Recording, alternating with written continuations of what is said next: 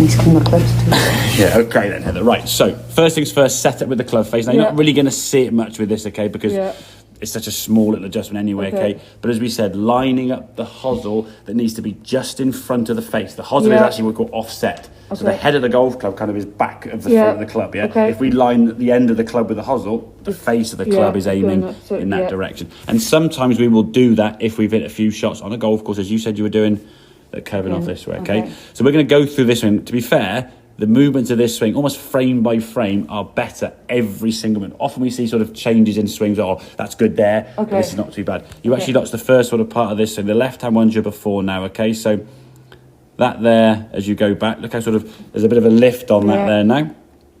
As you go back with this one, the club now looks a little bit lower there. The club now, look how much lower that club is relative there. That club's getting very lifty. As we now go back here, you can just see yourself going up, okay? Now as we go with this one, look where your club is going there. So the left arm now, across your shoulders. This is all kind of like tucked up. Top of the backswing. Reaching for the stars, okay. Good advert for right guard here. There's your backswing there. Now the elbow's down. I can see your face. You've told me to keep this elbow level with the shoulder, level at right angles before. Exactly. So we can see you. This one is like you're playing peekaboo behind your arm. Now the same transition down. Okay, there's that lunge there, and that coming into it. Now as the club then comes back down here now. Look where the club is there. Again, we can see you. Okay. As you come, as you come back down here now, the club now is working down your torso nicely. So the hands are sort of basically middle of your body there now. Whereas this one now, as you come into it, they're way outside. I mean, there's your torso there and the hands are over here somewhere. So you're chopping into this one. This one I think will actually look quite strange in terms of what your arms do. This is your ability to react. So look how the club shaft there now is kind of almost bowed and concave. And I'm on my tiptoes. Yeah, you're sort of rising up there now. But look at this one here now as you come into impact. Look how more natural your arms. If I just clear all these lines here. Look how more natural your arms look. There. Oh, they're all bent. And that's just like. Put up a cue, and again you can see the hosel now is basically on line with a golf ball. That's going to be a potential shank, or you've got to really pull the club way left into your body. Okay. This now as we then go back down and through impact there. Good strike. This movement here now looks like you're swinging the club towards that white line. Elbows as you come through are down nicely. This one here, chopping across that golf ball. Where's your elbow? Oh, here she comes, popping out because you're swinging the club this way. Your arm's got to sort of brace for that. So, you might get some reasonable shots as we see on this. It's actually not a bad shot. It's a weaker shot because you're chopping across the ball. You're not as powerful. Getting the power through. Okay. Swing-wise, as you go through, again, both very similar in terms of follow-through, which you'd expect because that's kind of what you not naturally do. But the first one, you've gone from being a little bit lifty, then higher again, and then chopping. The second one, again, the same shift of weight. And I think what's probably happened is you've worked so hard on actually getting that shift of weight to go sideways, which is great.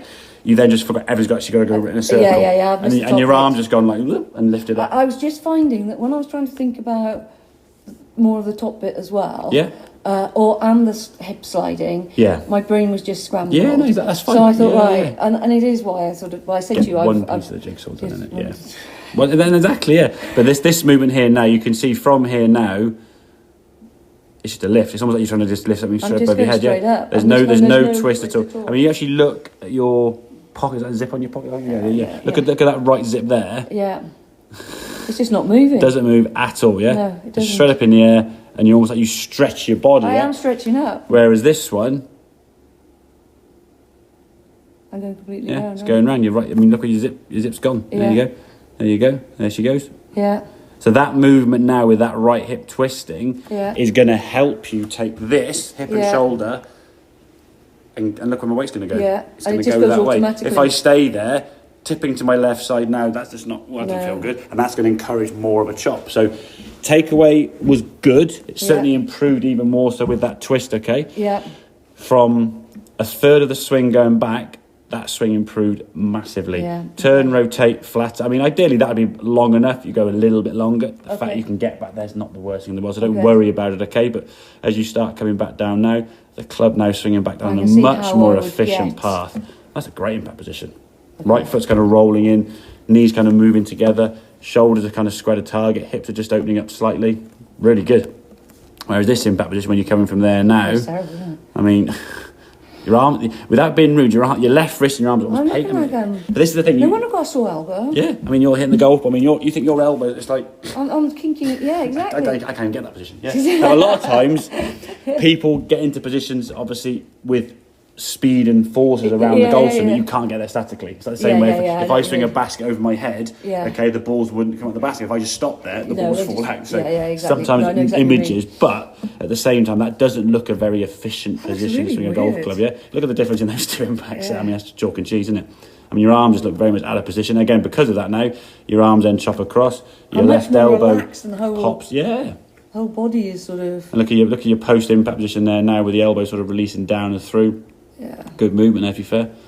Much better strike. There's the same kind of position with the club. Your elbow's nicely tucked in here. Well, look at this one. She's going because you just have to try and pull, because your arm in that position has got to do something. And again, that's you reacting to something. Yeah. And you're getting good at reacting. The more you play golf, the better you get. Yeah, and sometimes good golfers have this as an issue, but they can react better. When you're a complete beginner, you just can't do anything different. You just keep swinging the club and you have to learn the basics, okay?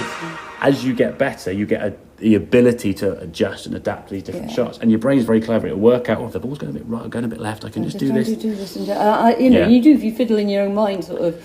So, I think as a swing thought, or setup-wise, club face, you've now got an understanding of how that club sets up. Use the edge of the mat somewhere where it's there, or where you want to do, just make sure that club is straighter. Get that hosel in front, and then from there now, takeaway's good. Take your right hip, right shoulder, and just twist them around the corner. Get that going around there, and that club will just work more around you. You get into that position. I'm just going to get so much more distance. Well, of course you would do, yeah, without having to hit it harder. Yeah, because it's more efficient. I mean, if I said to you, swing a kettlebell that's 5-10 kilos and swing it around this way, you could probably. If I said swing it up here, you'd be like, whoa. Yeah, exactly. Yeah, there's ways you can do things, and there's ways you can't. Yeah. Okay, makes sense? Yeah, no, good brilliant. stuff. Let's have a few with the hybrid, okay? Okay. See if we transition to that one. And that's really good, Heather. Well done.